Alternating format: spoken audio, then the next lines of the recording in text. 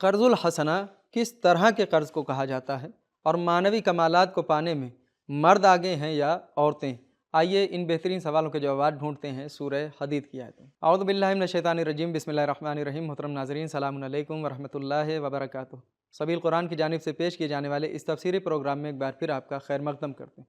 سورہ حدید کی تفسیر کا یہ چوتھا ایپیسوڈ ہے، جس میں ہم سورہ حدید کی 2 آیتوں یعنی آیت نمبر 11 اور آیت نمبر 12 کی تفسیر کو جانیں گے۔ تو آئیے سب سے پہلے اپنے اس نورانی سفر کا آغاز آیت نمبر 11 کی بہترین تلاوت اور اس کے ترجمے کے ساتھ کرتے ہیں۔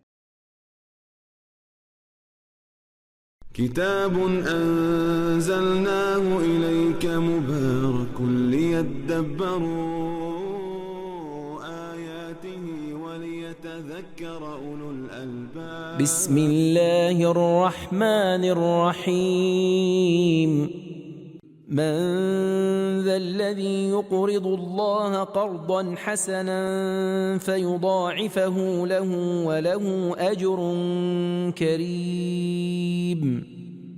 کون ایسا ہے جو خدا کو خالص نیت سے قرض حسنہ دے تو خدا اس کے لیے اجر کو کئی گنا کر دے، اور اس کے لیے بہت معزز صلہ جنت تو ہے ہی۔ بہترین تلاوت اور ترجمے کو سننے کے بعد اب آئیے اس آیت کے نکات کو بھی سن لیتے ہیں۔ کتاب انزلناه الیک مبارک لیدبروا آیاته ولیتذکر نکات: اولو الالباب۔ قرض کا معنی ہے کاٹنا اور مال کا ایک حصہ جدا کرنا۔ مقراض کاٹنے کا وسیلہ ہے۔ اللہ کو قرض دینا ایسا انفاق ہے جس کا صلہ قیامت میں کئی گنا زیادہ واپس ملے گا۔ قرآن مجید میں قرض لفظ حسن کے ساتھ آیا ہے، جس کا مطلب ہے کہ فوری طور پر دیا جائے، بغیر احسان جتائے دیا جائے، سوال کرنے سے پہلے دیا جائے، زیادہ دیا جائے اور ضروری اور فائدہ مند کاموں کے لیے ہو۔ قرض الحسنہ میں بہت سی برکتیں ہیں، نفرت میں کمی اور محبت میں اضافہ، لوگوں کی آبرو کی حفاظت اور ان کا دیوالیہ ہونے سے بچانا، سماج کی معیشتی نظام کی اصلاح، سود کے رائج ہونے کی ممانعت، لالچ اور کنجوسی پر کنٹرول، دولت کی عادلانہ تقسیم، ایک دوسرے کی مدد کے فرہنگ میں رشد۔ وہ خدا کی زمین و آسمان کی میراث اسی کے لیے خاص ہے، اور پچھلی آیتوں میں 2 بار فرمایا لہو ملک السماوات والارض۔ اس آیت میں قرض الحسنہ کی اہمیت اور لوگوں کو شوق دلانے کے لیے لوگوں سے قرض مانگ رہا ہے۔ من ذا الذی یقرض اللہ۔ اسلام ہر طرح کے جمود اور سستی کے خلاف ہے۔ نمبر 1، فطرت کا جمود۔ وسائل الشیعہ جلد نمبر 17 صفحہ نمبر 40۔ جس شخص کے پاس زمین اور پانی ہو اور وہ کوشش نہ کرے اور فقیر رہے، وہ اللہ کی رحمت سے دور ہے۔ انسانی صلاحیت کا جمود۔ اللہم انی اعوذ بک من الکسل، کافی جلد نمبر 2 صفحہ نمبر 585۔ خدایا میں تیری پناہ مانگتا ہوں سستی کرنے سے۔ نمبر 3، مال کا جمود۔ الذین یکنزون الذہب والفضة ولا ينفقونها، سورہ توبہ آیت نمبر 34۔ نمبر 4، علمی، اخلاقی اور معنوی جمود۔ زدنی علما، سورہ طٰہٰ آیت نمبر 114۔ زادہم ہدیٰ، سورہ محمد آیت نمبر 17۔ بہار جلد نمبر 68 صفحہ نمبر 173۔ جس انسان کے 2 دن ایک جیسے ہوں وہ نقصان اٹھانے والا ہے۔ نمبر 5، سوچ اور فکر کا جمود۔ وسائل الشیعہ جلد نمبر 12 صفحہ نمبر 40۔ مشورہ نہ کرنا اور صرف اپنی رائے پر بھروسہ کرنا ہلاکت کا سبب ہے۔ نکات کو سن لینے کے بعد اب آئیے دیکھتے ہیں کہ سورہ حدید کی آیت نمبر 11 ہمیں کیا پیغامات دیتی ہے۔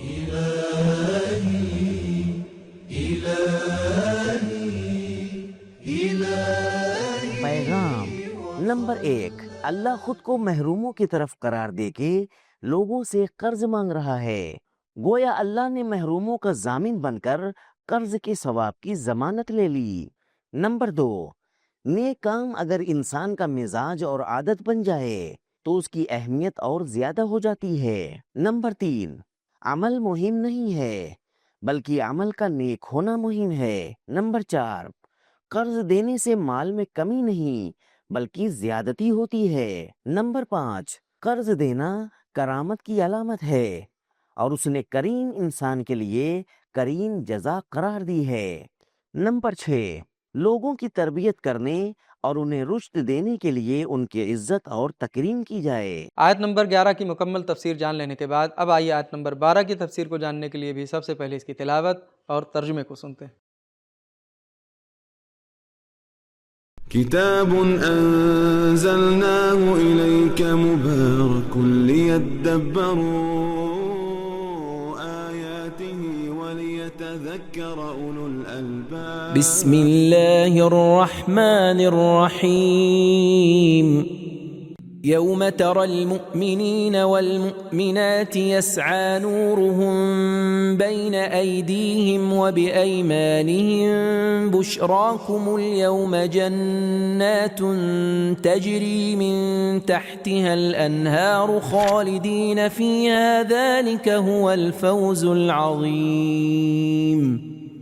جس دن تم مومن مردوں اور مومنہ عورتوں کو دیکھو گے کہ ان کے ایمان کا نور ان کے آگے آگے اور داہنی طرف چل رہا ہوگا، تو ان سے کہا جائے گا تم کو بشارت ہو کہ آج تمہارے لیے وہ باغ ہیں جن کے نیچے نہریں جاری ہیں، ان میں ہمیشہ رہو گے، یہی تو بڑی کامیابی ہے۔ تلاوت اور ترجمے کو سن لینے کے بعد اب آئیے اس آیت کے نکات کو بھی سن لیتے ہیں۔ كتاب أنزلناه إليك مبارك ليدبروا آياته وليتذكر نکات، أولو آیت نمبر 9 میں ہم نے پڑھا کہ انبیاء لوگوں کو اندھیروں سے نکال کر نور کی طرف دعوت کرتے تھے۔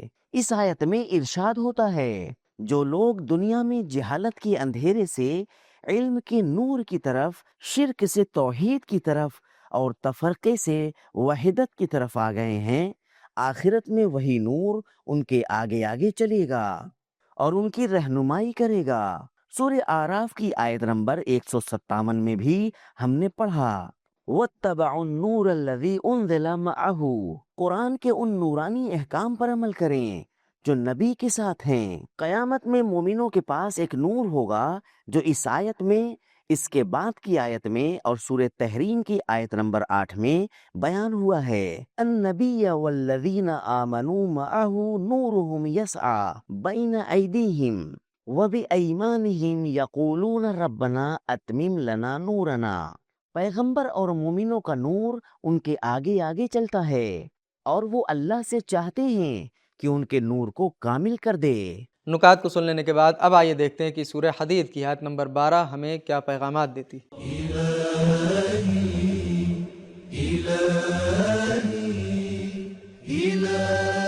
پیغام نمبر 1، قیامت میں لوگ ایک دوسرے کو دیکھیں گے اور ایک دوسرے کے حالات سے واقف ہوں گے۔ نمبر 2، اللہ کی جزا پانے اور معنوی کمال تک پہنچنے میں مرد اور عورت دونوں برابر ہیں۔ نمبر 3، ایمان کا نور قیامت کے دن مجسم ہو کر مومنوں کو جنت کی طرف رہنمائی کرے گا۔ نمبر 4، نعمت کی بشارت اور خوشخبری خود ایک معنوی اور ذہنی نعمت ہے۔ نمبر 5، حقیقی کامیابی تو قیامت میں ظاہر ہوگی۔ تو محترم ناظرین، ہم نے سورہ حدید کی آیت نمبر 12 تک کی تفسیر کو جان لیا اور ساتھ ہی اپنے سوالوں کے جوابات بھی جان لیے۔ تو ہمارے پہلے سوال کا جواب یہ تھا کہ قرض الحسنہ اس قرض کو کہا جاتا ہے جو فوراً دیا جائے، بغیر احسان جتائے دیا جائے، زیادہ دیا جائے اور ضروری اور فائدہ مند کاموں کے لیے دیا جائے۔ اور ہمارے دوسرے سوال کا جواب یہ تھا کہ اللہ کی جزا پانے اور معنوی کمال تک پہنچنے میں مرد اور عورت دونوں برابر ہوتے ہیں۔ تو یہ تھا ہمارا آج کا ایپیسوڈ۔ ملتے ہیں اگلے ایپیسوڈ میں، تب تک کے لیے شکریہ۔ خدا حافظ۔ سبیل قرآن، قرآنی سماج کی پہچان۔